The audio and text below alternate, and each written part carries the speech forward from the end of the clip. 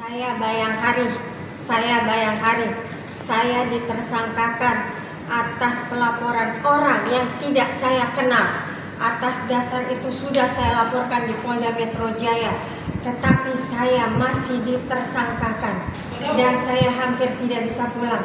Mohon bantuannya, karena saya merasakan ada upaya-upaya pengkriminalisasian terhadap saya. Karena apa? Orang yang melaporkan kepada saya tidak mengenal dan saya belum mendapatkan bukti pengesahan secara sah dari pengadilan tentang nama atau siapapun atas orang yang melaporkan saya. Jadi saya mohon dikawal atas upaya-upaya pengkriminalisasian saya. Saya Bayangkari, saya mau dikriminalisasikan atas pelaporan orang yang tidak saya kenal dan saya ditersangkakan. Mohon bantuan doa dan dikawal agar transformasi reformasi dapat dinyatakan secara nyata. Saya dari Gaskan ya, Gerakan Suara Keadilan Netizen, menanggapi juga permasalahan hukum Ibu Vanessa yang mana masuk jam 2, keluar jam 2 subuh gitu. Ini kelamaan juga diperiksanya. Dan ini BAP yang ulang-ulang. Dan yang aneh, pelapornya tidak saya kenal. Tetapi saya ditersangkakan atas dasar apa? Saya dimintai klarifikasi atau keterangan BAP sebab pelapor tidak saya kenal. Ada apa? Kenapa saya diupayakan untuk dikriminalisasikan dan hampir tidak bisa pulang? Oke, satu aja bahwa yang lebih krusial lagi anaknya ya. Ini demi memperjuangkan anaknya sebenarnya, tetapi dilapor balik. Ya, mohon bantuannya anak saya yang tidak sekolah dari 2022 hingga 2026 tidak saya bisa mendapatkan kartu keluarga. Bahkan saya sudah laporkan ke Polda Metro Jaya karena ternyata justru suami saya yang telah mengeluarkan nama saya, karena saya masih istri sah, kenapa dikeluarkan dari kartu keluarga? Justru inilah perbuatan yang memasukkan dokumen dalam pasal 391, 392. Mohon dikawal karena ada oknum yang justru memasukkan dokumen. Malah saya yang ditersangkakan. Oknum itu suami saya sendiri. Mohon dikawal. Ya, kenapa kelamaan tadi? Saya tadi agak lama karena diputar-putar pertanyaan. Bahkan saya sudah mengatakan pelapor ini saya tidak kenal, tetapi saya diupayakan untuk terus ditanyain dan terus menjawab. Karena itu saya sudah katakan dari awal, pelapor dan terlapor saya tidak kenal dengan dasar LP saya di Polda Metro Jaya. Mohon atensinya atas upaya yang atas upaya pengkriminalisasian terhadap saya agar transformasi reformasi bisa dibuktikan secara nyata. Bayangkari mau dikriminalisasikan.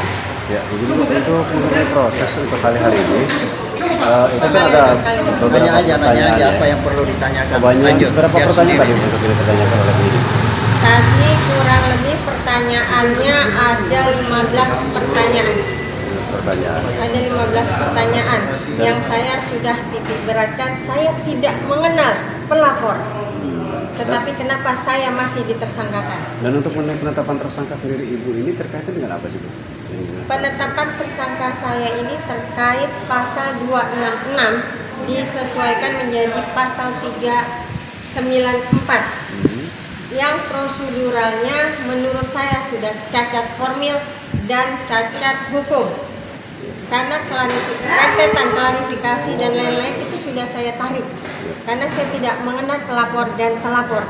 Kenapa masih bisa dijalankan lagi dan diupayakan menjadi tersangka hingga hari ini? Ya. Izin tadi untuk mengenai pertanyaan, Ibu kan dilaporkan orang yang Ibu tidak kenal. Ya. Berarti yang sama sekali Ibu juga tidak pernah mempunyai masalah dengan beliau, namun ada laporan.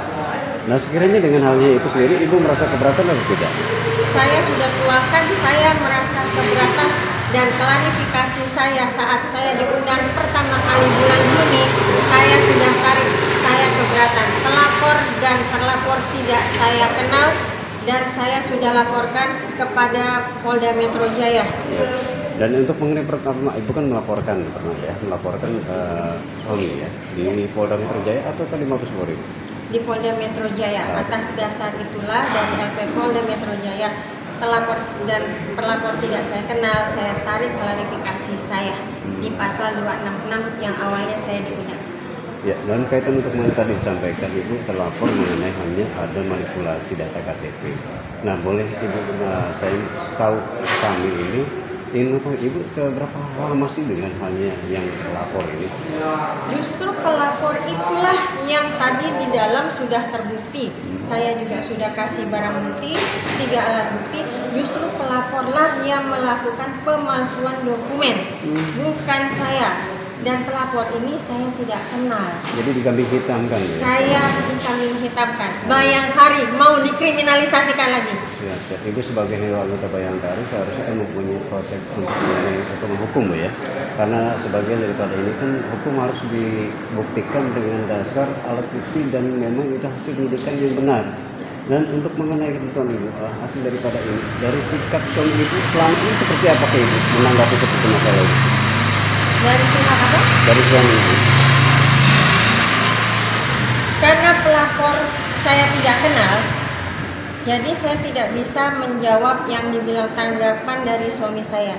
Ini kan ditanyakan kenapa saya ditersangkakan. Saya dilaporkan oleh orang yang tidak saya kenal.